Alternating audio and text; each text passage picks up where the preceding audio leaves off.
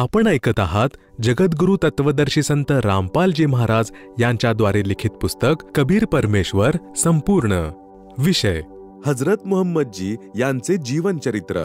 हजरत मुहम्मद यांच्याबाबत श्री मुहम्मद इनायतुल्ला सुब्हानी यांचे विचार. चरित्र हजरत मुहम्मद सल्लाहु अलैहि वसल्लम. लेखक आहेत मुहम्मद इनायतुल्ला सुब्हानी.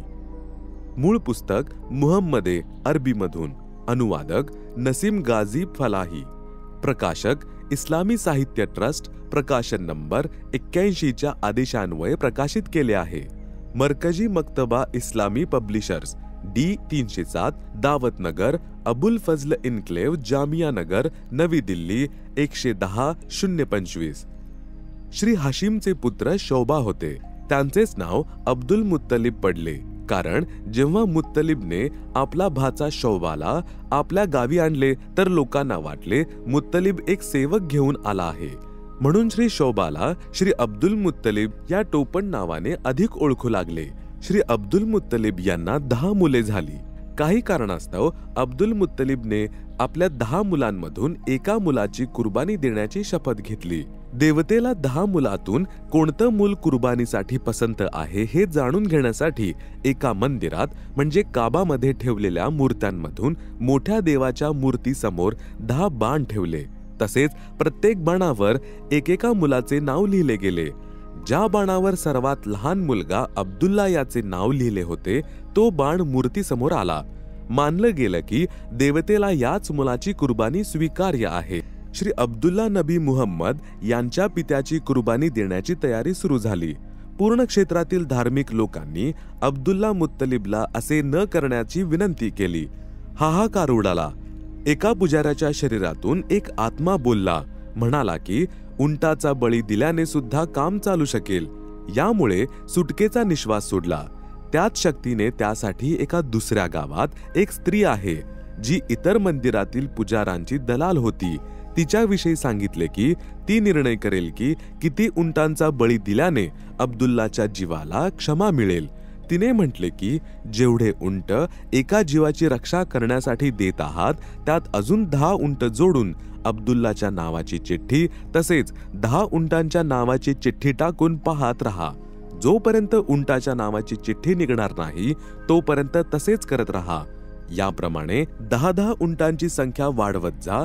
तेव्हा 100 उंट वाढल्यानंतर उंटाच्या नावाची चिठ्ठी निघाली. त्याआधी अब्दुल्लाच्या नावाची चिठ्ठी निघत होती. या प्रकारे 100 उंटांची कुर्बानी म्हणजे हत्या करून मुलगा अब्दुल्ला याचा जीव वाचवला होता. तरुण झाल्यावर श्री अब्दुल्लाचा विवाह भक्तमती अमिनी देवी यांच्याशी झाला. जेव्हा हजरत मुहम्मद माता अमिनीजी यांच्या गर्भात होते तेव्हा त्यांचे पिता श्री अब्दुल्लाजी यांचा एका दूर ठिकाणी मृत्यू झाला. तिथेच त्यांची कबर बनवली. ज्यावेळी बालक मुहम्मद 6 वर्षांचा झाला तेव्हा माता अमिनी देवी आपल्या पतीच्या कबरीचे दर्शन घेण्यासाठी गेली असता जाता जाता रस्त्यात तिचा मृत्यू झाला. 6 वर्षांचे असताना बालक मुहम्मदजी यतीम म्हणजे अनाथ झाले. वरील विवरण पूर्वोक्त पुस्तक जीवनी हजरत मुहम्मद पान नंबर 21 ते 29 तसेच 33-34 वर लिहिले आहे. हजरत मुहम्मदजी जेव्हा 25 वर्षांचे झाले तेव्हा एका 40 वर्षीय विधवा खदीजा नावाच्या स्त्रीबरोबर त्यांचा विवाह झाला. खदीजा पूर्वी 2दा विधवा झाली होती. तिसऱ्या वेळी हजरत मुहम्मद बरोबर विवाह झाला. ती फार मोठ्या श्रीमंत घराण्यातील बाई होती. हे विवरण पूर्वीच्या पुस्तकाच्या पान नंबर 46, 51, 52 वर लिहिले आहे. हजरत मुहम्मदजी यांना संतान रूपामध्ये खदीजापासून 3 पुत्र आणि 4 मुली प्राप्त झाल्या. 3 मुले, 1 कासिम, 2 तय्यब, 3 ताहिर आपल्या म्हणजे हजरत मुहम्मदजी यांच्या डोळ्यांसमोर मृत्यूस प्राप्त झाले. फक्त 4 मुली बाकी राहिल्या. पूर्वीच्या पुस्तकाच्या पान नंबर 64 वर हे वरील विवरण लिहिलेलं आहे. एकदा प्रभू प्राप्तीच्या तळमळीने हजरत मुहम्मदजी नगराच्या बाहेर एका गुहेमध्ये साधना करत होते. एक जिब्राईल नावाच्या देवदूताने हजरत मुहम्मद यांचा गळा घोटून घोटून बळजबरीने कुराण शरीफचे ज्ञान समजावले. हजरत मुहम्मदजी यांना भीती दाखवून धमकी देऊन अव्यक्त मानल्या जाणाऱ्या प्रभूचे ज्ञान दिले गेले. त्या जिब्राईल देवतेच्या भीतीने हजरत मुहम्मदजी यांनी ते ज्ञान आठवणीत ठेवले।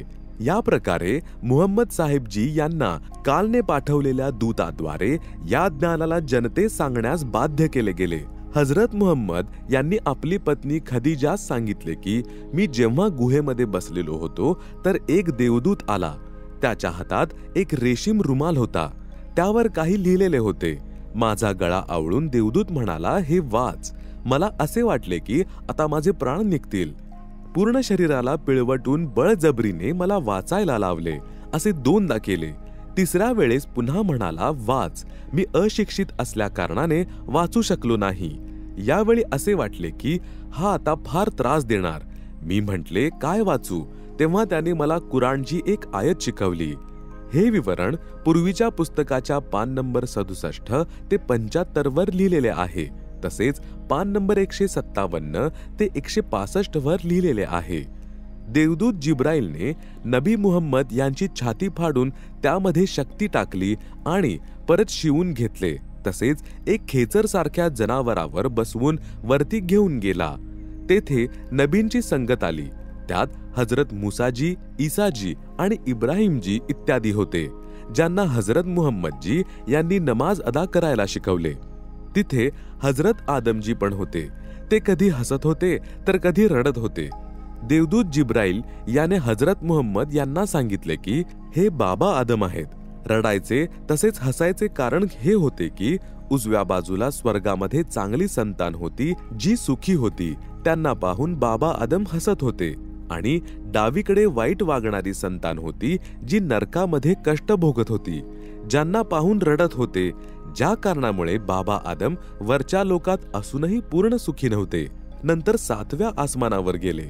पडद्याच्या मागच्या बाजूने आवाज आला की प्रत्येक दिवशी 50 नमाज अदा करा। तेथे 50 नमाज कमी करून केवळ 5 नमाज अल्लाहकडून प्राप्त करून नबी मुहम्मद परत आले। पान नंबर 307 ते 315 हजरत मुहम्मदजी द्वारे मुसलमानांना सांगितले गेले की रक्तपात करू नका, व्याजही घेऊ नका। तसेच 63व्या वर्षी ते फार आजारी पडले व वेदना होत असतानाही नमाज अदा केली। तसेच घरी येऊन अख्खी रात्र असह्य पीडा सहन करून प्राणत्याग केले। पान नंबर 319 नंतर उत्तराधिकारी यांच्यात भांडण सुरू झाले व हजरत अबू बक्र याला खलिफा म्हणून नियुक्त केले। शेख तकी पीर याने सांगितले की अल्लाह तर 7व्या आसमानावर राहतो, तो निराकार आहे। कबीरजी म्हणाले की शेखजी, एकीकडे आपण म्हणता की भगवान निराकार आहे आणि दुसरीकडे प्रभूला 7व्या आसमानावर असण्याचे सिद्ध करता। जर परमात्मा 7व्या आसमानावर राहत असेल तर तो साकार झाला। शेख तकीकडून हजरत मुहम्मद साहेबजी यांचा वरील जीवन परिचय ऐकून परमेश्वर कबीर साहेबजी म्हणाले की शेख तकीजी, आपण म्हणता की हजरत मुहम्मद जेव्हा आईच्या गर्भात होते तेव्हा त्यांचे वडील श्री अब्दुल्लाहजींचा मृत्यू झाला। 6 वर्षाचे झाले तेव्हा आईचाही मृत्यू झाला। 8 वर्षाचे झाले ते मग दादा अब्दुल मुत्तलिब पण गेले। अनाथांसारखे जीवन जगत असताना हजरत मुहम्मद यांनी 25 वर्ष वय असताना 2दा विधवा झालेल्या 40 वर्षीय खदीजा बरोबर विवाह केला। 3 पुत्र व 4 मुली संतान रूपात झाल्या। हजरत मुहम्मद यांना जिब्राईल नावाच्या देवदूताने गळा घोटून घोटून जबरदस्तीने दम देऊन कुराण शरीफ म्हणजे मजीदचे ज्ञान तसेच भक्तिविधी म्हणजे नमाज इत्यादी सांगितले, जी तुम्हाला अल्लाहद्वारे सांगितली गेली होती। तरी पण हजरत मुहम्मद यांचे अतिप्रिय 3 पुत्र कासिम, तय्यब तसेच ताहिर मृत्यू पावले। विचार करा की ज्या अल्लाहच्या पाठवलेल्या नबीच्या जीवनामध्ये भयंकर कष्ट म्हणजे महान कष्ट होते, तर अन्य अनुयायांनी कुराण शरीफ व मजीदच्या वर्णित साधनेमधून काय फळ प्राप्त होईल? हजरत मुहम्मदजी वय वर्ष 63 असताना 2 दिवस फार भयंकर पीडा सहन करून बेहाल होऊन मृत्यूस प्राप्त झाले। ज्या पित्यासमोर आपले 3 पुत्र मृत्यू पावले त्या पित्यास आजीवन सुख होत नाही। प्रभूची भक्ती यासाठी करतो की परिवार सुखी राहावे, तसेच काही पाप कर्मदंड भाग्यात असेल तर त्याचे निवारण व्हावे। आपल्या अल्लाहद्वारे दिलेले भक्ती ज्ञान अपुरे आहे, यासाठी सूरत फुरकानी 25 आयत 52 ते 59 पर्यंत म्हटले गेले आहे की जो पापांना क्षमा करतो तो कबीर नामक अल्लाह आहे, ज्याची पूजा विधी कोण्या तत्वदर्शी म्हणजे बाखबर संताला विचारा. कबीर परमेश्वर म्हणाले की शेख तकी मी स्वतः तो अल्लाह आहे. माझ्याजवळ पूर्ण मोक्षदायक सर्व पापनाशक भक्तिविधी आहे.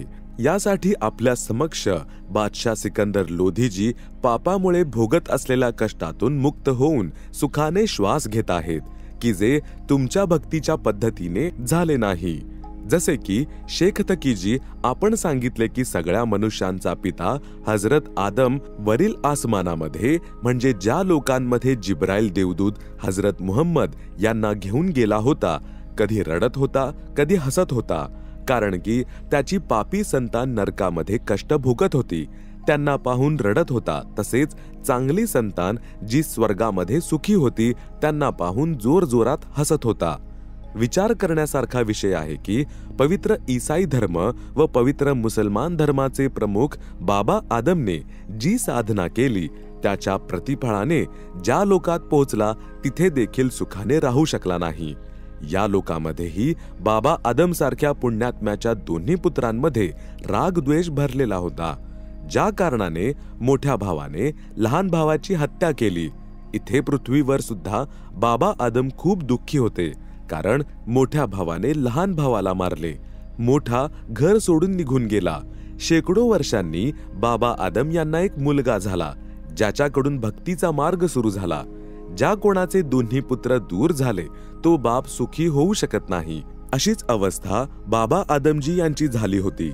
शेकडो वर्षे दुःख झेलल्यानंतर एक चांगला पुत्र प्राप्त झाला. मग बाबा आदम हेच दुःख त्या जगतातही भोगत आहेत. सर्व नबी जे आधी पृथ्वीवर अल्लाने पाठवलेले आले होते ते हजरत ईसा, हजरत इब्राहिम, हजरत मूसा इत्यादी देखील त्याच ठिकाणी त्या लोकात त्यांच्या साधनेने पोहोचले.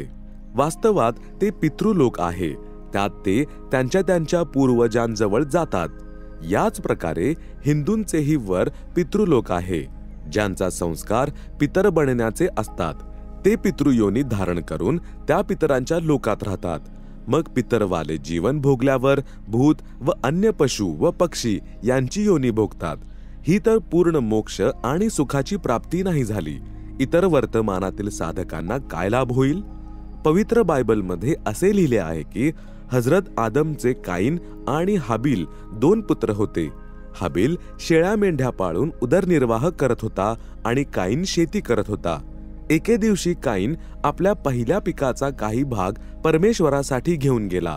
परमेश्वराने काईनची भेट स्वीकारली नाही, कारण काईनचे मन शुद्ध नव्हते. हाबिलने आपल्या मेंढीचे पहिले कोकरू म्हणजे बच्चा भेट देण्यासाठी प्रभूजवळ घेऊन गेला. प्रभूने स्वीकार केले. या गोष्टीने काईन क्रोधित झाला. त्याने आपला धाकटा भाऊ हाबिलला फूस लावून जंगलात नेले. तिथे त्याची हत्या केली. परमेश्वराने विचारले, काईन, तुझा भाऊ कोठे गेला आहे?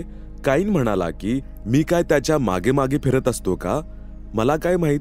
तेव्हा परमेश्वर म्हणाले की तू तुझ्या भावाच्या रक्ताने पृथ्वी रंगवली आहेस. आता मी तुला शाप देतो की तू उपजीविकेसाठी भटकत राहशील. विचार करा. विचार करण्यायोग्य गोष्ट आहे की जिथून दोन्ही पवित्र धर्म म्हणजे मुस्लिम आणि ईसाई यांचे पूर्वज प्रमुखांचे चरित्र सुरू होते, तेथून हृदय पिळवटून टाकणाऱ्या घटनांची सुरुवात होते. वास्तवात हजरत आदमच्या शरीरात कोणी पितर येऊन प्रवेश करत होता. तोच मांस खाण्याच्या सवयीमुळे पवित्र आत्म्यांना फसवत होता की अल्लाह म्हणजे प्रभूला मेंढ्यांच्या पिल्लांची भेट स्वीकार आहे. दोन्ही भावांचे भांडण लावले.